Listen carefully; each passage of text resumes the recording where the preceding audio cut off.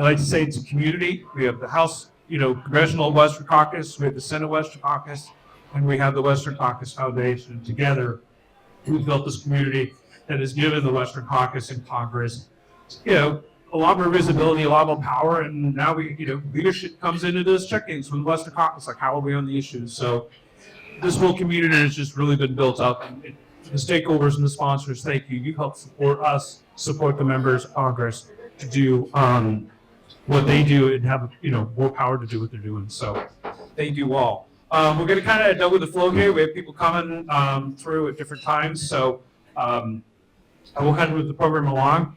And we're going to kind of start with some congressional speakers and kind of talk about what your committee's done this year and what your next steps on the Congress for next year, what you're looking to do off of that, and how we and the Western Caucus can help you all on committee. So with that, I'd like to bring in and welcome Congressman James Comer, House Oversight Committee.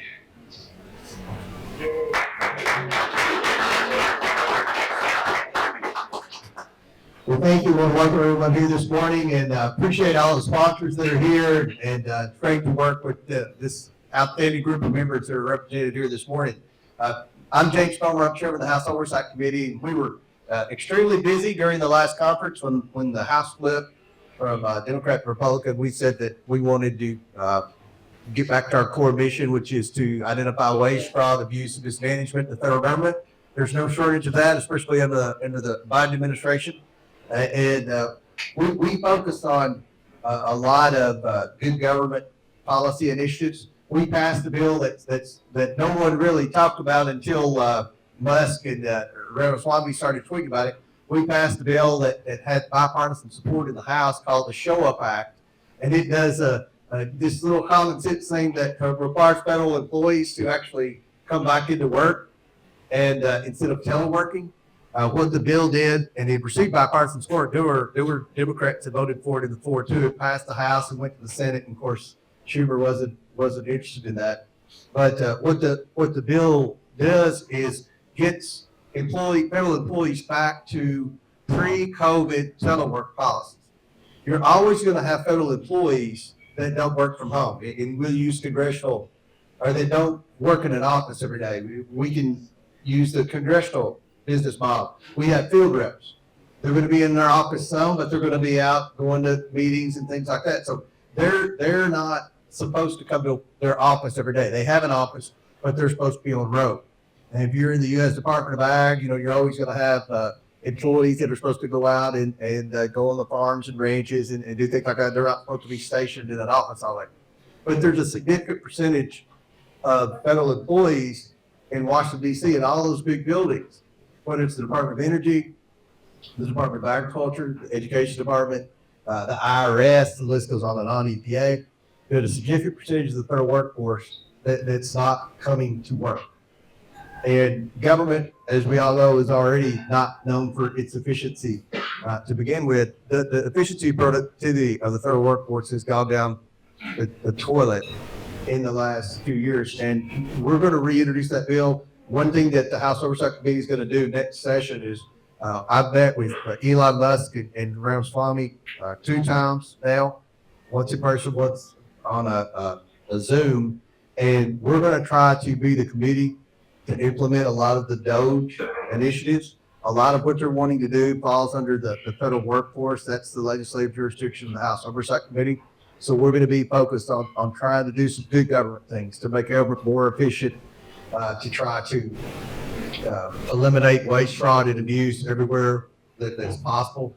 That's a big undertaking. A lot of people say it can't happen or it's not going to happen. I don't know if it can happen or not, but I know nobody's really tried in a long time, and I think there's an opportunity to do that, to get the backs of the American taxpayers and try to become more efficient. And one of the things that I want to do, and look forward to working with the Western Caucus and my colleagues, there are very worthy government programs. There are very worthy government employees. There are very worthy government bureaucracies. And then there are a lot that I don't think have a lot of value to the American taxpayer and are impediments to private industry. So we will work with the Trump administration and the DOGE to try to identify the programs and the policies that are of value and the ones that are of no value, and make sure that that we're on the same page. So that's going to be a big priority for the House Oversight Committee moving forward in this new Congress. And I'll say this: in the last Congress, we are the committee that led a lot of investigations. We did an investigation of the pharmacy benefit managers. I know it probably doesn't have anything to do with so Western Caucus, but it affects us all, healthcare.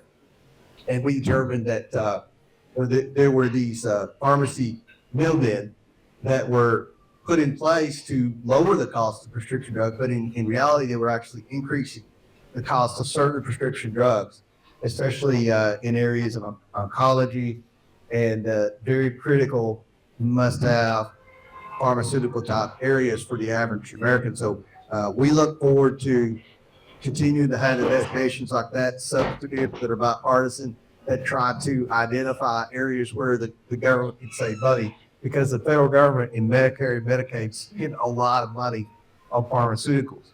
And when you hear people like Sanders, Bernie Sanders, whoever say, well, we need to negotiate drug prices, I agree with that, but there's an entity in place that does that that's not been doing what they were supposed to do. So these are the areas we're gonna again focus on in the next Congress, and I think that there are the sky's the limit as to what we can do. I will end by saying this: if there are programs or bureaucracies or bureaucrats that you feel are an impediment to the private sector, we will be more than happy to bring them in and introduce them to the House Oversight Committee. If you looked at the roster of the House Oversight Committee, probably not as well dispositioned as Austin Scott's Agriculture Committee or Jason Smith's Ways and Means Committee. I say that because it's not a good experience. We had a very high-profile hearing with Kimberly Cheel, who was head of the Secret Service, if you remember that. She lasted about 12 hours after that hearing. So, ironically, we're bringing in Louis DeJoy next week with the Postmaster General. I would hate to be in his seat next week.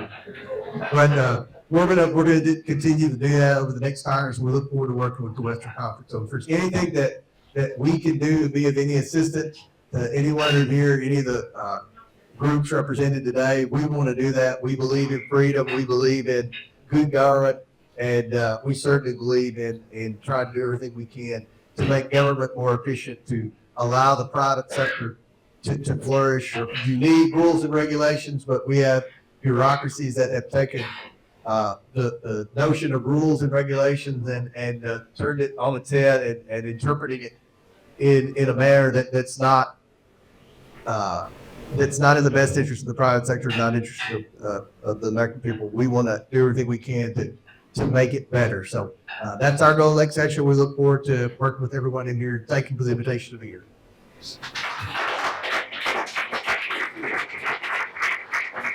Well, those since have fun as well. So, next up, I'd like to introduce and bring up Congressman Jason Smith, Chairman of Ways and Means. I think there's a couple things going on in this committee that people might want to know about.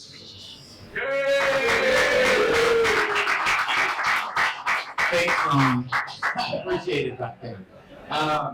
It's an honor to be with you. We've been fairly busy the last 2 years in our committee. Some of the major policies, of course, is tax, trade, healthcare, Social Security. We've seen in our committee, we passed the first trade agreement with Taiwan, the first initial trade agreement that was signed into law earlier part of last year. We're still working on a tax issue with Taiwan that we passed out of the House, but the other side of the building, it's a little bit less likely to move forward. We passed reauthorization of the child welfare program. This is something that a lot of people don't talk about, but this was a program within the Ways and Means Committee jurisdiction that's expired. And it dealt with Native American children, all types of issues. And, we passed simple reforms such as children should not be removed from their own just because of poverty. And I can go through line by line of numerous things. This is something that does affect all members of Congress. It affects it affects everyone in this country. It looks like that bill will probably pass off of the Senate floor in the next couple weeks, and will go to the president's desk. We passed the most bipartisan tax package in Congress in more than a decade with 87% of the votes. Unfortunately, it did not make it through the United States Senate, but it did make it through the House quite well. I think the United States Senate's regretting it didn't make it because now they're arguing this policy baseline as being where they start for tax reform. And if they would have passed my bill, research and development expensing, interest deductibility, and bonus depreciation would be considered in the policy baseline. But under their arguments now, we have to pay for them in tax in 2025. Just wish they would have listened to a very junior chairman over on the House side. But sometimes the people in the other chamber, it's a little bit more difficult to move. We have been focused since April of this tax lift that we are facing at the end of 2025. More than $4.6 trillion worth of taxes are expiring. Every individual tax rate will go up. The 199A small business deduction, which affects 90% of companies in the United States, will expire. The child tax credit gets slashed in half from $2,000 to $1,000. The death tax gets slashed in half. The guaranteed deduction, which 91% of Americans use to file their taxes, that gets slashed in half. That's just the top line of a lot of the issues that are expiring next year. I set up 10 different tax teams. Verona Estes actually leads one of our 10 tax teams, and they traveled to over 20 different states since April. They had more than 120 different meetings with stakeholders to listen to every provision of the tax code that is expiring or that's also just in a code that needs to be modified or enhanced or improved. And that's how we're looking at the entire code. The Ways and Means Republicans on the House side are ready to pass a tax bill. Just give us the opportunity. And there's a lot of discussion right now moving forward of will it be one big comprehensive package? Will it be a couple different reconciliations? That's yet to be decided, but we got a lot of work to do.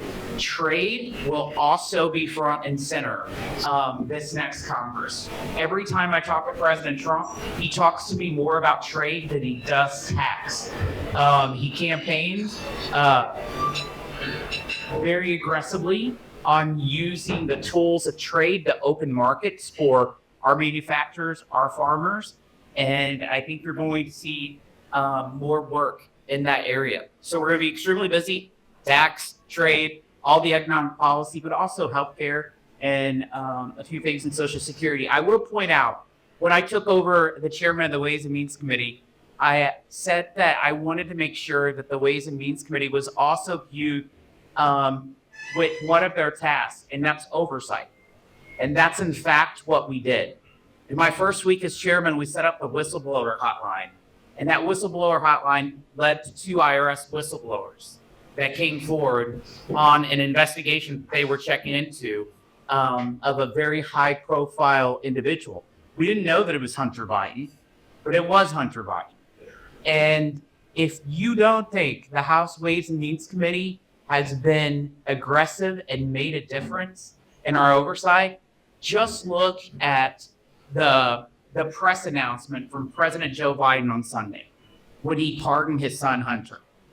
In the 3rd paragraph, he talks about the Ways and Means Committee, blames us for the plea agreement falling through because I filed the amicus brief that was the 15-hour depositions that we took from the IRS whistleblowers that happened in the Delaware court that threw away a plea agreement that granted Hunter Biden immunity for future crimes.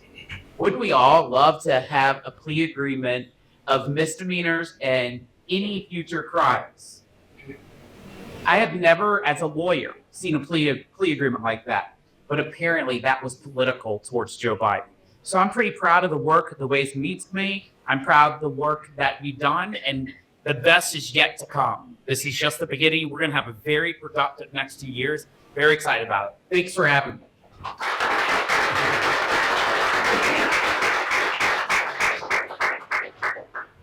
I think it's a farm bill that's about to expire, or we have Austin's guy here.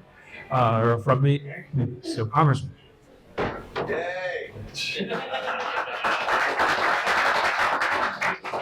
Thanks, Jamie. Love Austin Scott from the state of Georgia. And so why I'm at the Western Caucus, well, 35 years and 35 pounds ago, my family used to run longhorns in Cotopaxi, Colorado. So we do have a little something in common. If you remember, that was about the same time City Slickers, the movie, came out. If you hadn't watched it, it's a great old movie. My dad and our partners thought it'd be a good idea to sell trips for people to come out there and do that with us. And let me tell you something, no matter how bad the worst cow is, it's better than the person who's never been on a horse to help you push cows. But we used to push them down in Cotopaxi. We wouldn't start in Cotopaxi, push them down to Cripple Creek, and it was a lot of fun. But we too dealt with the Bureau of Land Management as a family. And what I want to tell you about the Farm Bill is that it's given extension in all likelihood, and whatever happens with the continuing resolution and a disaster package. And the unfortunate thing about that extension is it does not reflect the increased cost of farming. And farmers, just like any other business owner out there, risk management is a big part of their plan. And they know how much they're going to risk in any given year.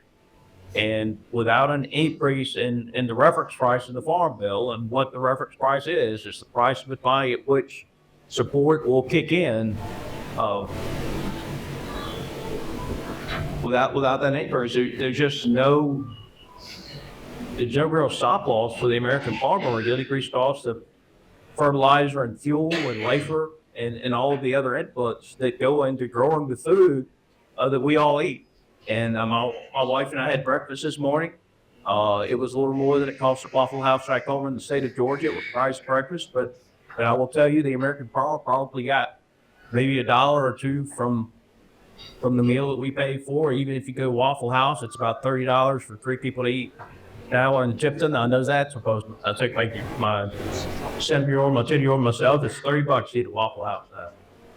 And I bet about $1 before we pay out of that $30 here to the American farmer. The American farmer is taking tremendous risk, and if we don't get a farm bill passed that recognizes the increased cost of fertilizer and fuel and labor, then what you're going to see is fewer acres farmed in the United States of America. In years gone by, and I say fewer acres because in years gone by, if your neighbor went under, someone would pick up that land and farm it. But that's not going to happen this year. And my big fear in not getting a farm bill passed and not getting the risk mitigation tools in place that the American farm family needs is that our land is going to end up being owned by somebody other than the American farm family. And once that land transitions out of the American farm family's ownership, then it's probably not from back. And so who's going to grow our food? Where's it going to come from? We have a battle in Washington right now. We have a conservative group out there that works against the Farm Bill pretty hard. And they would tell you that if America can import its bananas, that it can import its peanuts. Well, I just don't think that's very smart. I think that a country that can't feed itself is on its way in being controlled by other countries, just like countries that can't produce their own energy. We don't want to be dependent on foreign sources of oil. We don't want to be dependent on foreign sources of food. I consider getting that farm bill done so that the American farm family can continue to grow the food that we need, priority not just for me personally, but for the United States of America. And you go back, and for those of you who have been in the military and you have studied military history, you know this. Food is a big part of war. And when you go back and you look at World War II, one of the things that happened that doesn't get talked about enough is the people who were starving that had started the war. The people in those countries turned against their leadership. we cannot become dependent on foreign sources. And if the American farm family can't survive, whether it be the tax issues like the federal estate tax, where they force people to sell their lands, or the input costs and not having that safety net out there, then we're going to become more dependent on foreign sources of food. So I'm glad to be here. We're going to have a lot of fun. And, 35 years ago, 35 pounds ago, I might have wanted to been down there, heading and healing, but I want to enjoy watching it from the stands with the Budweiser in my hand after the Georgia Bulldogs win today.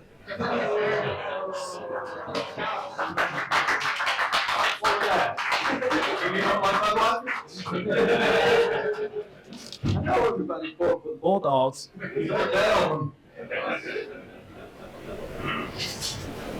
It's great that we have so many members of the Western Caucus, the Gals, that are really driving agenda in Congress. And we have one more up to introduce, Congressman Steve Briggs, Missouri, Chairman of the Transportation Infrastructure Committee. Are we getting to the infrastructure? Tell us about what you guys did this year and what you're looking to next year. Okay.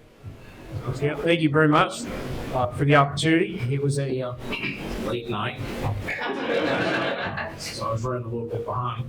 But just to give you a little bit of an idea of what we did in transportation, and we're what I call work committee, not a show committee. We've got a lot of stuff to get done. We got a lot of stuff done this last Congress. We passed an FAA reauthorization. So I was very pleased with when it finally came back. We had 387 votes. And which means when you can get Chip Roy and Steve Cohen both vote for the same bill, I think you can accomplish something. I really do. But we got FAA done. We did pipeline safety. Ultimately, pipeline safety was not, we weren't able to complete that on the floor. We did get a good word bill. Word will be up on the floor this week. It will go by suspension. We've been negotiating with the Senate for about 4 months now, and you'll have a good word bill. And we go after the Lotus rule, which is Biden's Lotus rule. It is waters of the U.S. Very, very restricted on what we can do in terms of agriculture, construction, homeowners, you name it. We have a very good component in there to go after the order. The second thing we have in there too, which I'm very pleased with, is going to give our next president the opportunity to be able to use a pretty strong hammer when it comes to getting federal employees back to work. If an agency doesn't have 60% of the workers back in the building, he could sub the building. And so that's strong as he gets. He doesn't get any stronger. So we do have jurisdiction over all of the buildings, and so we were able to get that in there, and we negotiated it through, and the Senate took it. So very happy about that. That will be up on the floor this week. Coast Guard reauthorization, which is now one of our jurisdictions. We were going to have it done in MDAA. It's now been pulled out of MDAA. That happened yesterday. We're going to try to run it in CR. Very frustrating that we have not been able to work something out, at least with some of our groups in Congress. Some of them feel like that it's not germane to the defense reauthorization. I couldn't think of any better bill to be germane to the defense reauthorization, but regardless, they're still working to try to complete that before the end of the year. So we had a very good year. We also passed 12 supply chain bills out. We packaged them all up. It was a very good bill that's moving through the House. Next year, probably the biggest thing we've got is the highway reauthorization, surface transportation reauthorization. Remember, in IIJA, the House had no input. Republicans had no input in that bill. At least House Republicans had no input into that bill. It came out of the House committee pretty much on a party line vote. And I even remember when DeFazio, Peter DeFazio came to me and said, "Sam, we just can't work with you. We just can't work with you on this. We're just going to go ahead and run it alone." And I said, "Peter, you haven't even asked us yet. I haven't even talked to us about anything in the bill." They said, "Well, we just can't work with you." That's how they were planning at the time. So that bill came out of the House, went to it's about, I think it was somewhere around $600 billion. Our proposal at the time was around 500. It'd been more than we had ever spent out of the Highway Trust Fund before when it came to reauthorization. But it was still about 600 billion. Then it went to Pelosi's office before it hit the floor. That's when it turned into that behemoth $1.2 trillion bill that it was moved across the floor. Very partisan vote. It went to the Senate, went absolutely nowhere. The Senate sent their bill back, and we put up a bill that gave at least our members something to be able to vote for. And obviously it failed. The House Republicans had no input. House Democrats ended up having no input in the bill. It was the Senate bill that came over, and that was the biggest problem. So where are we now with highway reauthorization? We have the last time the Republicans had any real input was 2015, which means that less than half of the incoming Republicans will have voted for a highway bill, at least one that's a true highway bill. And what I mean by that is real infrastructure. Pouring concrete, laying asphalt, shielding bridges. And so we're going to have to do a lot of education. We're going to start working on that bill immediately. When we get sworn into office, we're going to start right out of the chute, trying to get that done. And I look forward to having that. We'll also be worried, but that's going to be the next word bill. But that's going to need a base thing is the highway reauthorization. And again, it's going to be true infrastructure. True infrastructure. Pouring concrete, laying asphalt, and building bridges. So we got to build some shit.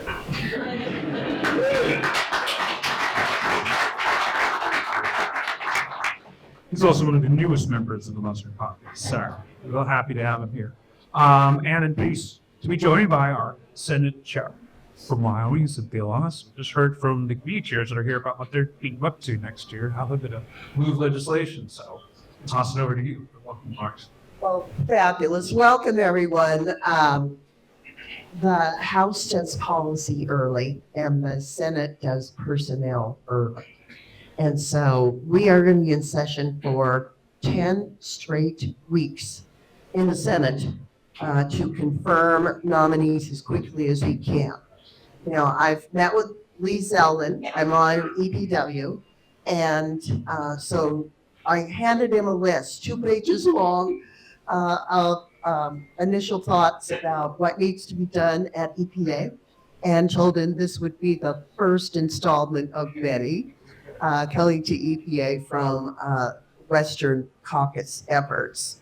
Andrew Williams is here. He's the executive director of the Western Caucus. We have been compiling information and change that needs to happen rapidly at EPA, at Department of the Interior, at Energy, and other agencies. Labor, I was almost surprised how much labor interacts with Western issues. And so while the House is extremely focused on policy early, the Senate is going to be extremely focused on confirming President Trump's nominees early so they can begin working directly with the House. And then, of course, we're going to roll into reconciliation fairly early. There is no indication yet whether we're going to go with a large package, and perhaps Jason Smith, who I believe I saw him can talk about that here on a Ways and Means chair, whether to go with a bigger package on reconciliation or 2 smaller packages. And of course, the Senate needs to be deferential to the House about how to handle these things, because the House has such a small margin right now to move these forward. So I think the Senate will be listening carefully to what the House believes it can do. I want to congratulate the House Western Caucus. It's now the largest caucus in the U.S. House, which is a stunning recognition of how important Western issues are to the whole nation, but how significant the West is towards this incoming agenda, especially on energy. Now, I had never met Chris Wright, the new energy secretary. I met him in the basement of the Russell building just in passing the other day, and can't wait to meet with him. I understand he really is committed to all of the above policy. He doesn't have a bias and is a creature of innovation, which is my favorite kind of person, because there's so many innovative things we can do and are doing in the energy space that failed to be recognized by the administration that currently holds the keys to the White House and all things executive branch. So this is such a new day, and something, and I'd love the House members to comment on this if they agree with this. Those of us who got to attend the Doge meeting that House and Senate members had with Elon Musk and Vivek Ramaswamy on Thursday could really sense their urgency, their commitment to doing big things, huge things, consequential, never before done things. And I'm very excited about the prospects of them not backing down from that. As you know, the House and the Senate are apt to, at times, tamp down expectations. And this is not the time to tamp down expectations because the American people want results this time. They're not going to accept nibbling around the edges. They want real, hardcore, sweeping reforms to the government. And we can do it, but we're going to have to keep that mentality among us. And that's why I'm so pleased the Western Caucus in the House is so big and so committed to these agenda issues. Darren, thank you for all your work. Thanks to everybody who's come out here and is going to continue to work with us for the next 2 years. I served 14 years in the Wyoming legislature, and I served 14 years in the Congress. Never, ever, ever with a Republican governor or a Republican president. So for me, this is going to be the first time. And so for those of you who've done it before, who know how to interact and gain inroads into administrative personnel, know some of the new tricks of the trade when you hold all the levers of government, please help me, help all of us hit the ground running in January, have the most effective 18 to 24 months we've ever seen in government, and turn this thing around. God bless you all. Thank you for being here.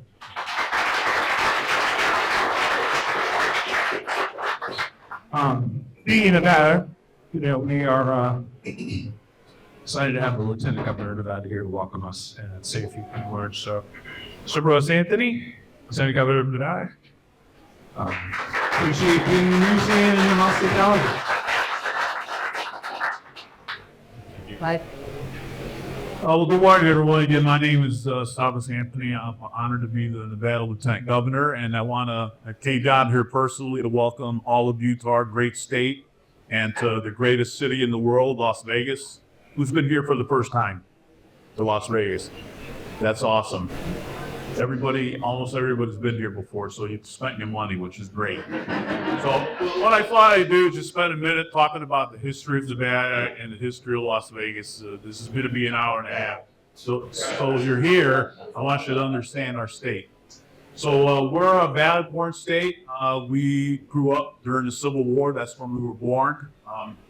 Mining was a huge deal here in Nevada. You could go all over the state of Nevada and find old ghost towns that were massive mining operations when it came to gold and silver, and most of those are gone. Now we have massive gold and silver operations, but they're run by corporations in very specific areas.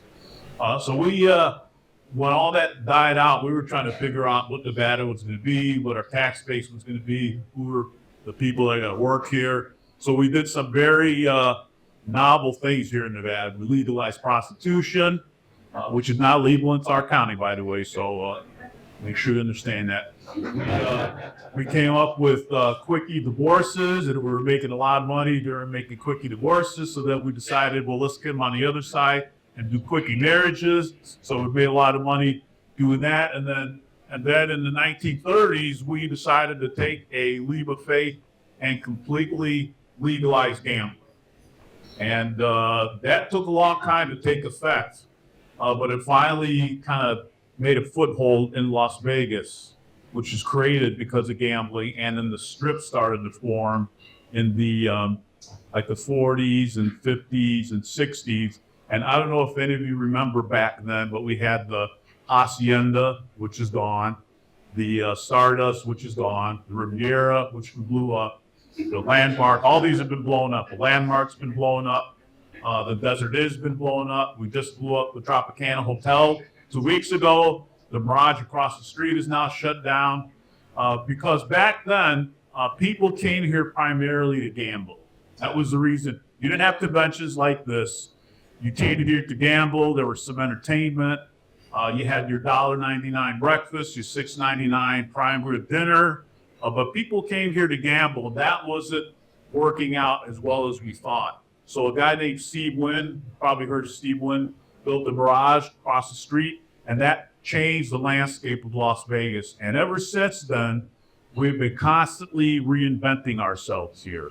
And interestingly enough, the Mirage is now shut down because another casino is going to be built on top of it. So since the Wynn, we have the largest gambling resorts in the world. We have the greatest entertainment in the world, the greatest shopping in the world, the greatest dining in the world, and on and on and on. And just recently, 15 years ago, when I was on the Las Vegas City Council, we were trying to get sports teams to come to Las Vegas.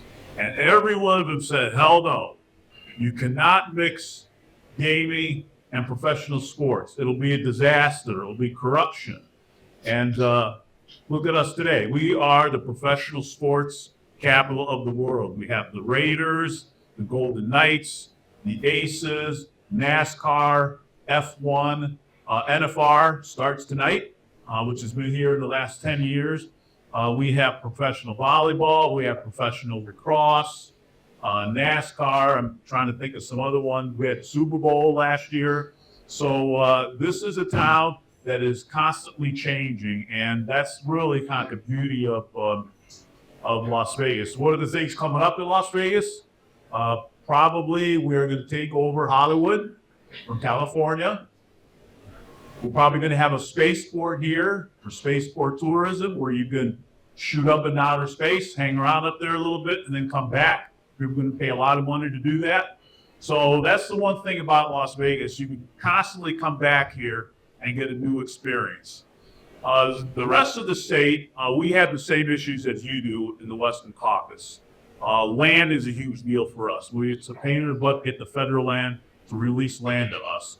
Water is a big deal. Wild horses are an issue, and on and on. So I very much appreciate all of you coming together and talking about the issues that are important to the Western United States and how we can help resolve those issues on the federal, on the state, and the local level. So have a great time while you're here, and most importantly, spend as much money as you possibly can, because people live here depend on you. So God bless all of you. Have a great time.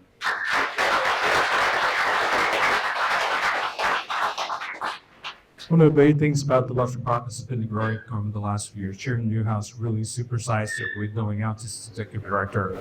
And really, we're beyond just the West now. It started 31 years ago, public lands focused. Now it's really Western and rural America, because, we have members from almost every state in the country in the Western Caucus. So with that, for his last hurrah, I'm going to turn it over to Noah Yantis to kind of wrap up the year before he takes us off and goes be chief of staff for Jim Newhouse. So Noah. Thanks, Daryl. Thanks everyone that's joined us this morning. Thanks to all the foundation supporters. We couldn't really do these big events without you. Thanks to all the members who have joined us. So Congressman Malloy from Utah, Congressman Lopez from Colorado, Chairman Comer, Chairman Smith, who joined us as well, Congressman Scott, and I'm probably going to miss a couple because they couldn't bounce in and out. Congressman Bouchon, hope you enjoyed dinner with Dan and the Scotts last night. It was a late night for everyone. So, and then Congressman Estes from Kansas as well. So, and then we got Congressman Zinke and Dan and Tom Kohler at another event as well. So, like Daryl said, we really expanded over the last 2 years. When I came on board, we were at 68 members. We're at 110 now. So when people ask me what's west, the Atlantic Ocean, in our bylaws as a caucus, it's establishing American energy independence, private property rights, local control, and defending the multiple use of our federal lands. So it's the Western Caucus because it is founded by members from the West, so we focus on those issues. There was a point about rule. So some of the highlights that we've done this Congress, we've done about 50 staff briefings, which are crucial for really junior staff. Prior to this Congress, we were still remote. We were still under, Pelosi's reign, so to say. So when we actually came back in, we had staff who had never been in an office setting before. They had never really handled some of these issues. So we look forward to kind of continuing that in full sweep. We did 14 field tours across the West and some of the rural areas, and we're going to be announcing our travel schedule here in a couple of weeks to have a good slate next year as well. People forget that we have a podcast. We had some real good episodes where Dan had a member of them breathe on some guests. We did 20 of those episodes. We would have Dan sit down with some of the chairmen, subcommittee chairmen, and respective committee chairs, talk about their priorities, their jurisdiction, and hopefully continue that as well. I want to call out my staff because I couldn't be as effective on the team with Dan without their support. So Eli Manslaughter in the back, my communications director, Josie McClure up here, policy advisor, Taylor Tuga, policy, Adam Brown, my press secretary, and then Chris Perez, outreach representative. They've all played a really crucial role in their respective roles. So I'll actually bring Josie over to Mr. Newhouse's office, starting to begin the Congress to handle agriculture for him. And then Mr. Romolf is going to be on the staff. So it's going to be really crucial for day one to be able to hit the ground running for what we've been able to accomplish. Also want to say thank you to Andrew Williams and the Senate Western Caucus team. We've really had a good partnership over the last couple of years. I've really enjoyed it. A lot of times him and I will just text different ideas like, oh, that's a good idea for a letter. And then it will materialize and then we can take it from there. So just a couple of floor highlights that we had this year. Chairman Newhouse had 2 different bills passed the floor that we worked on. One was a resolution denouncing harmful anti-American energy policies of the Biden administration, and then a bill, the No for prohibiting the No American Land for Communist China Act, which was adding the Secretary of Agriculture to CFIUS, Committee on Foreign Investment in the United States, and improving some of the reporting requirements. So kind of to Daryl's point earlier about the caucus being involved more in some of the leadership conversations, we try to do our best with touching base with all the leadership offices, committees. We work really well with the Natural Resources Committee, hand in hand on field tours, ag approaches as well. We get kind of creative in some of our programming. A lot of times, like the policy team will put together ideas and we just sort of roll. It's not just our staff briefings. But back in January, we put together a document of all the expected rules and regs that were coming out of the administration this year. And then we use that as a template for an appropriation submissions document so that offices had a template language to get included in face text. We had 82% of our asks included in the Interior Approach Bill, which is massive. So I can't thank my staff enough and for the members offices staff who allow us to be as effective as we have been. This kind of joke that I've made is we are the second largest caucus behind the Republican Study Committee, but we are larger than the United States Senate, which is really a real fun kind of interaction with it. But like I said, I can't thank each and every one of you enough. This has been a wonderful 2 years. I'm not really going far. Obviously, Dan will still come to Vegas and some of the trips next year. So I get to kind of like watch from afar, which will be nice. But just wanted to say thank you to everyone for being here and for helping us be as effective as we can be.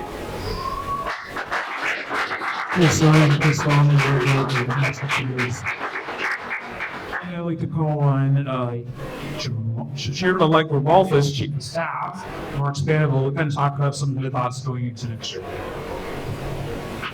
Thank you, Daryl. Thank you, everyone. On behalf of Congresswoman Malpa, thank you for being here. Unfortunately, he got stuck with the pre-arranged RCC obligation this weekend, which was our scheduling oversight on my end, so don't blame him. But thank you. I was super excited to take over this role. You cannot first start without thanking Dan Newhouse, Noah, your entire team. The work that you all have done has been absolutely fantastic, and you guys really put Western Caucus in the best place going forward to continue growing, to expand, and to do the next thing. Some of that's going to focus a lot about where we go with expanding our media presence, industry, and bringing industry really together with what we're doing on the policy side. It's going to be working with the administration very closely. They've done a fantastic job at taking every reg and have it all set. CRAs are going to be lined up, and Western Caucus is going to be that lead role of helping members having everything ready to go day one. Here's your CRA, here's the issue you care about, here's this reg that all of us are now dealing with that Biden threw on us at the last minute. We need to get rid of this now. So having LTO, those are all items that are on the clock for us. And so Western Caucus to play a role working with the committees, working with the members, helping to organize, galvanize, collect signatures, collect co-sponsors, put out the letters, do all that stuff behind the scenes so that committees can be effective and we can work with our committees. We'll continue doing amazing field tours. We're going to be obviously working with our committees. So when we're doing field tours, we can host a field hearing combined with the tour, combined with all the other fun stuff we do. We'll be meeting this week. Now we finally have a calendar so we can start planning out the rest of the trips for next week. So announcements coming soon on the trip outlines for next year. But between working with the administration, helping line up our monthly meetings for members, hosting administrative secretaries, undersecretaries, so we can have those off-the-record conversations, get everything lined up we need to have lined up, and have access for our members to be with those administration folks. So we can have that kind of candid conversation. Hey, this needs a little tweak. This needs a little this. And that again comes back to providing opportunities, obviously, for all the rest of you, our industry partners, have access to their members so that we can really work together and move fast. Because ultimately, we've all been through lots of cycles. We've been given 2 years. That 2 years is going to move very fast, and we want to make 4 out of this. We've got to make things happen.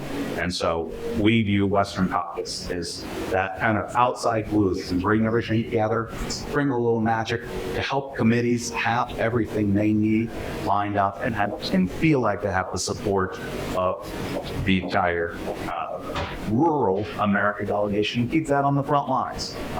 As you know, Congresswoman Officer Rice Barber, an avid gearhead, and car enthusiasts. We're going to take this in place that every single state important for rural America. And I cannot thank you enough. We are super excited, and thank you again to Chairman Newhouse, Noah, Errol, and the entire team. Look forward to some great things. Thank you for the time.